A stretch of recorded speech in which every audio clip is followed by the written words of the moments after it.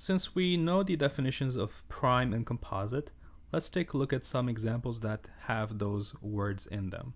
So for instance, the first example says, prove or disprove the following statement. For every integer n with 1 less than or equal to n less than or equal to 4, the quantity n squared minus n plus 11 is a prime number. So again, this is an example of a universal statement because it says for every or for each integer. But the domain in this case is pretty restricted. The integers that we're picking are either greater than or equal to 1 or less than or equal to 4. So the list is very narrow. It's 1, 2, 3, and 4. Those are the integers that n is allowed to be equal to.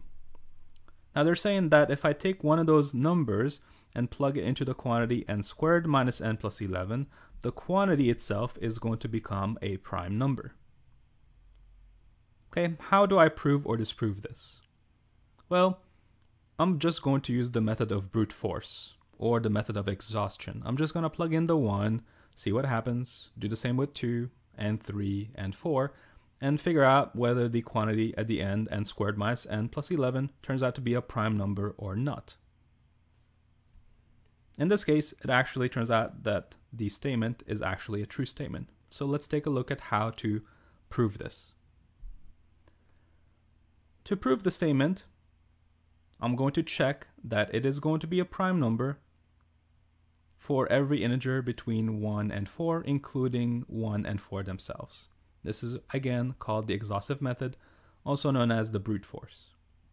So let n be an integer and let it be between 1 and 4, including 1 and 4.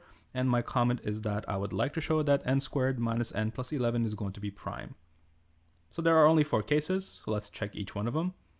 When I plug in 1, by direct substitution, I get 1 squared minus 1 plus 11, which is in fact 11, but 11 is prime, so that's great. It seems like it works for 1. Same again for 2. When I plug in the 2, I get 13 at the end, which is a prime number because 13 can only be written as 13 times 1. There are no other divisors of 13, so 13 is prime. Again, when you plug in 3, we get 17 at the end, and 17 can only be written as 17 times 1. Since that's the only choice, that means 17 is prime. And finally, for 4, I get 23, which means that in all the cases, n squared minus n plus 11 turned out to be prime, which is what we wanted to show. So the theorem must be true then. Now, this doesn't hold for all the numbers n. It only holds for a specific set, in this case from 1 to 4.